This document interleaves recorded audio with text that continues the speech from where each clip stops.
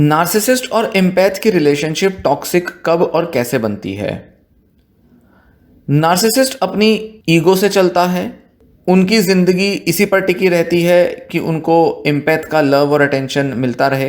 वो यही चाहते हैं, इसी तरह से रिश्ते बनाकर रखते हैं। धीरे धीरे नार्सिसिस्ट को पता चलने लगता है कि उनको ज़्यादा अटेंशन तब मिलती है एम्पैथ से जब नार्सिसिस्ट जो है किसी तरह से एम्पैथ से नाराज़ है। किसी तरह से एम्पैथ ने कुछ ऐसा कर दिया है जिसकी वजह से नार्सिसिस्ट को बुरा लगा है और अब उनकी रिलेशनशिप में कुछ गड़बड़ चल रहा है, जो कि नेचुरली किसी भी रिलेशनशिप में आए दिन होती रहती हैं प्रॉब्लम्स।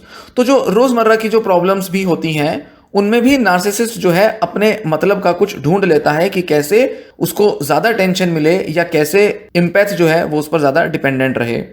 इस पॉइंट पर नार्सिसिस्ट क्या करेंगे, वो मैनिपुलेट करेंगे एम्पैथ को और नई नई तरीके की सिचुएशंस बनाना शुरू कर देंगे, झूठ बोलना शुरू कर देंगे।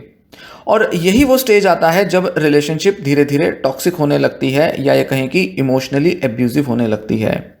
नार्सिसिस्ट धीरे धीरे एम्पैथ को कंट्रोल करने लगता है, रिलेशनशिप को डोमिनेट करने लगता है। वो समझ जाता है कि कब उसको ज़्यादा टेंशन मिलेगी और किन वजहों से एम्पैथ जो है वो उस पर डिपेंडेंट रहेगा, या ऐसी कौन सी चीज़ें हैं जिसे एम्पैथ जो है वो छोड़ना नहीं चाहता, या एम्पैथ जो है वो किस तरह से गिल्टी कॉन्शियस हो जाता है या हो जाती है। तो एम्पैथ का गिल्ट जब नार्सिसिस्ट को पकड़ में आ जाता है, वो समझ जाता है कि कौन सी मिस्टेक्स को लेकर एम्पैथ जो है वो लाइफ में हर तरह का कॉम्प्रोमाइज़ करने को तैयार है। तो नार्सिसिस्ट इस चीज़ का भरपूर फ़ायदा उठाता है, पूरा मैनिपुलेट करता है। शुरू शुरू में वो थोड़े से डिमीन करने वाले, बेइज्जत करने वाले, डिस्ट्रक्टिव से कमेंट्स देने लगते हैं जिससे कि एम्पैथ की पेशेंस को टेस्ट किया जा सके। कभी ना कभी कुछ ना कुछ ऐसा वो बोल देते हैं, कह देते हैं एम्पैथ को उसके बिहेवियर पे या रिलेशनशिप में किसी भी इशू पर वो कुछ ऐसा बोल देते हैं जिसमें वो समझ जाते हैं कि इतना सब सुनकर भी, इतना सब कहकर भी एम्पैथ जो है उनके साथ बना हुआ है। तो एक तरह से एम्पैथ की पेशेंस और लिमिट्स की टेस्टिंग हो जाती है। सेंसिटिव लोग ये चीज़ हैंडल नहीं कर पाते जब उन्हें ये कहा जाए कि वो प्रॉपर अटेम्प्ट नहीं ले रहे, जितने प्रयास लेने चाहिए उतने नहीं ले रहे। तो एम्पैथ सोचता है कि अच्छा, अगर मैं और कोशिश करूँगा या करूँगी, और ज़्यादा अपना प्यार दूंगा, और ज़्यादा केयर करूँगा या करूँगी, तो चीज़ें नॉर्मल हो जाएंगी, चीज़ें पहले जैसी हो जाएंगी। तो क्योंकि वो सेंसिटिव हैं और क्योंकि उनको पूरा कॉन्फिडेंस है अपने सेंसिटिव होने में और दूसरों की इमोशनल ज़रूरतों को पूरा करने में, इसलिए वो और भी ज़्यादा एफर्ट लेते हैं जब नार्सिसिस्ट उनकी कमियां बताता है या उनको धिक्कारता है। और ऐसे में नार्सिसिस्ट वो सब करवाने लगता है एक एम्पैथ से जो कि वो चाहता है। धीरे धीरे नार्सिसिस्ट के कंट्रोल में आ जाता है एम्पैथ। नार्सिसिस्ट तो चाहता ही यही है कि एम्पैथ यही उनके लिए हमेशा करता रहे। तो एक ऐसा ट्रैप बन जाता है जो कि एक नेवर एंडिंग ट्रैप की तरह है। एम्पैथ वो सब कर रहा है जो कि वो करना चाहता है, नार्सिसिस्ट वो सब उससे करवा रहा है जो कि वो चाहता है कि वो एम्पैथ उसके लिए करता रहे। नार्सिसिस्ट चाहता है कि एम्पैथ जो है वो उसको हमेशा खुद को ऑफर करे, उसके साथ रिलेशनशिप में बना रहे, उसकी इमोशनल ज़रूरतें पूरी करे, उसकी फिजिकल ज़रूरतें पूरी करे, और ये अनंत काल तक चलता रहता है। मतलब ये नेवर एंडिंग प्रोसेस है। नार्सिसिस्ट एम्पैथ के अंदर कमियां ढूंढता रहेगा, एम्पैथ इमोशनली अब्यूज होता रहेगा, एम्पैथ और ज़्यादा कोशिशें करता रहेगा, नार्सिसिस्ट और ज़्यादा उसकी दुखती पर हाथ रख के हमेशा उसको उकसाता रहेगा। ये सारा पैटर्न चलता रहेगा। नार्सिसिस्ट लेता रहेगा, एम्पैथ देता रहेगा। नार्सिसिस्ट लेता ही रहेगा और उसकी कभी कोई लिमिट नहीं आएगी, और एम्पैथ देता रहेगा जब तक कि वो एग्जॉस्ट ना हो जाए, जब तक कि वो पूरी तरह से फूक कर, एग्जॉस्ट होकर, थक हार कर बिल्कुल हताश ना हो जाए। जब उसके पास कुछ भी देने को नहीं बचेगा तब तक वो देता ही रहेगा। तो एम्पैथ की सारी जो लिमिट्स हैं उसको टेस्ट कर लेता है एक नार्सिसिस्ट। जब एम्पैथ के पास कुछ नहीं बचेगा फर्दर देने को, तो कहीं ना कहीं एम्पैथ को एक साइकोलॉजिकल डिसऑर्डर पकड़ सकता है, डिप्रेशन आ सकता है, कई सारे ऐसे साइकोलॉजिकल ट्रबल्स आ सकती हैं जिससे कि अब डील करना एम्पैथ के लिए करीब करीब इम्पॉसिबल हो जाए। तो इस पॉइंट पर जब नार्सिसिस्ट पूरा कंट्रोल कर चुका है एम्पैथ को, दो पॉसिबिलिटीज हो सकती हैं। या तो एम्पैथ जो है वो इतना इमोशनली ड्रेन हो जाए कि इससे ज़्यादा वो अब नार्सिसिस्टिक सप्लाई प्रोवाइड ना कर पाए एक नार्सिसिस्ट को, और नार्सिसिस्ट बोर हो जाए, उसको छोड़कर चला जाए, रिलेशनशिप छोड़ दे, क्यों? क्योंकि नार्सिसिस्ट को लगेगा अब इसके बस की तो है नहीं, ये जो इम्पैथ है ये तो पूरी तरह से बेकार हो चुकी है या बेकार हो चुका है, इसके पास अब रिलेशनशिप में देने को कुछ भी नहीं है। तो नार्सिसिस्ट जब उसका मतलब पूरा हो जाएगा तो वो छोड़ के जाने को तैयार हो जाएगा, क्योंकि इम्पैथ तो एग्जॉस्ट हो चुका है। इम्पैथ तो अब अपने इमोशनल सफरिंग और स्ट्रेस में ही उलझा रहता है। तो ऐसे में नार्सिसिस्ट को लगेगा ये तो अब इस लायक ही नहीं, इसके अंदर तो कोई क्षमता नहीं, एबिलिटी नहीं, तो वो निकल लेगा रिलेशनशिप से।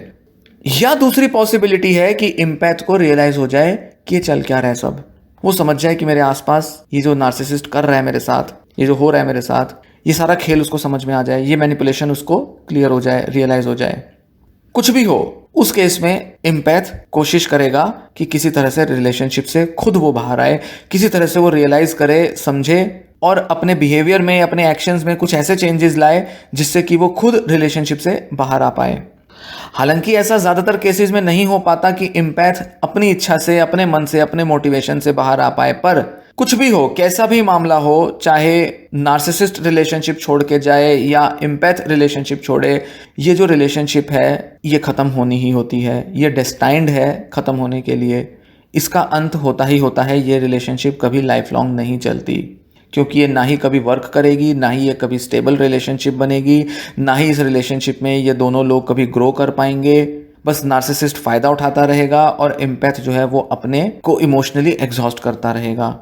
इसलिए बेवजह इस रिलेशनशिप को सक्सेसफुल कराने में, इस रिलेशनशिप को बेहतर बनाने में सारे प्रयास जो हैं वो बेकार ही जाते हैं और हमेशा से हर दो लोगों के लिए बेकार ही गए हैं। जैसे जैसे इम्पैथ का इमोशनल अब्यूज होता जाता है, वैसे वैसे इम्पैथ जो है वो अपने नार्सिसिस्टिक पार्टनर के साथ एक ट्रॉमा बॉन्डिंग क्रिएट करता है, ट्रॉमा का बॉन्ड क्रिएट कर लेता है। मतलब ये जो खींचतान चलती रहती है रिलेशनशिप में, नार्सिसिस्ट फायदा उठाता रहेगा, धिक्कारता रहेगा, ब्लेम करता रहेगा, इम्पैथ बार बार कोशिशें करेगा, अपने को क्वेश्चन करेगा, डाउट करेगा। ये जो खींचतान दोनों तरफ से चलती रहती है, एक पार्टनर रिलेशनशिप से निकलने की कोशिश कर रहा है, एक पार्टनर रिलेशनशिप में बने रहने की कोशिश कर रहा है, इस वजह से इम्पैथ के अंदर एक विक्टिमाइजेशन होनी शुरू हो जाएगी। वो विक्टिम की तरह देखने लगेगा खुद को। उसको लगेगा कि ये रिलेशनशिप छोड़ पाना तो अब बहुत ही मुश्किल है, इम्पॉसिबल है, क्योंकि कहीं ना कहीं तो उम्मीदें भी हैं जो बार बार दिखती रहेंगी, बार बार ऐसा लगता रहेगा कि भाई कुछ तो अच्छा हो ही सकता है।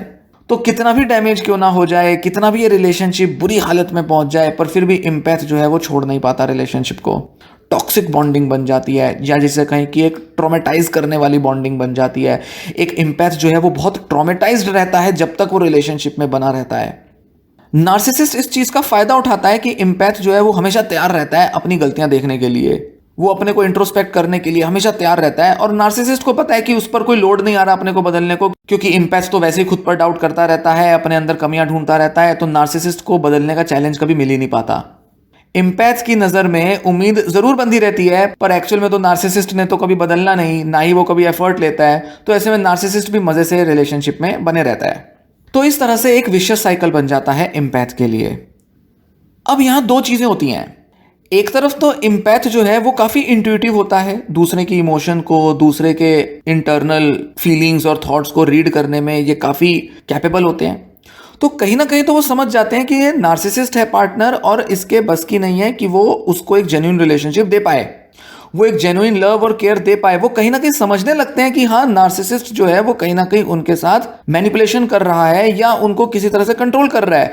कहीं ना कहीं उनको समझ में आ जाती है, भले वो उसको नार्सिसिस्ट की तरह देखें या ना देखें, पर कहीं ना कहीं उनको समझ में आ जाती है कि ये जो पार्टनर है ये उतना कैपेबल नहीं है इमोशनली उनको फुलफिल करने के लिए इम्पैथ को। पर दूसरी ही तरफ इस रिलेशनशिप का जो एब्यूजिव नेचर होता है, उससे आने वाला जो सफरिंग, डिस्ट्रेस, डिस्ट्रक्शन होता है, उसको तोड़ने में, उससे बाहर निकलने में भी इम्पैथ अपने को बहुत इनकैपेबल देखता है। तो कहीं ना कहीं इम्पैथ ऐसा पाता है कि वो नार्सिसिस्ट पार्टनर को छोड़ नहीं सकता या छोड़ नहीं सकती, और एक एब्यूजिव रिलेशनशिप का, ट्रॉमेटाइजिंग रिलेशनशिप का एक विशियस साइकिल चलता रहता है। ये बहुत ज़रूरी है कि एक इम्पैथ समझे कि ये जो रिलेशनशिप है ये कभी वर्कआउट नहीं करेगी।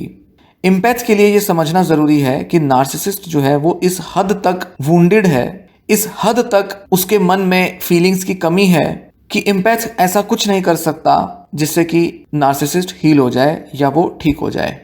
नार्सिसिस्ट की इंजरीज, नार्सिसिस्ट का अपना जो पर्सनल एक इमोशनल ट्रॉमा है, या उसकी जिस भी तरीके की इमोशनल हमेशा से अपब्रिंगिंग रही है, या उसकी पर्सनैलिटी शेप हुई है, उसमें नार्सिसिस्ट के लिए खुद को बदलना भी बेहद मुश्किल है और कोई और दूसरा तो उसको वैसे भी फिक्स कर ही नहीं सकता। ये रियलाइज करना एम्पैथ के लिए ज़रूरी होता है।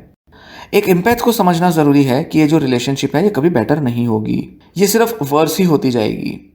एम्पैथ को समझना होगा कि उनके बस में नहीं है कि वो एक नार्सिसिस्ट को हील कर पाएं या वो कितनी भी एम्पैथी दे पाएं फिर भी वो इस रिलेशनशिप को बेटर नहीं कर सकते। उन्हें ये देखना पड़ेगा और धीरे धीरे समझना पड़ेगा कि कैसे इस रिलेशनशिप को एग्जिट किया जाए, इससे बाहर निकला जाए, इससे पहले कि उनकी सेल्फ एस्टीम, सेल्फ कॉन्फिडेंस, उनकी एनर्जी, उनकी इमोशंस पूरी तरह से टूट जाए, पूरी तरह से बिखर जाए।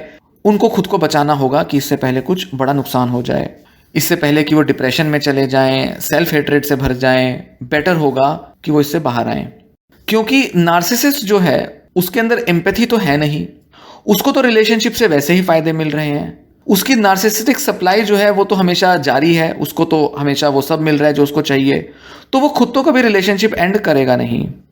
इसलिए एम्पैथ को ही कोई रास्ता ढूंढना पड़ेगा, ताकत जुटानी पड़ेगी कि वो जल्द से जल्द इस रिलेशनशिप से बाहर आए, इससे पहले कि कोई देर हो जाए।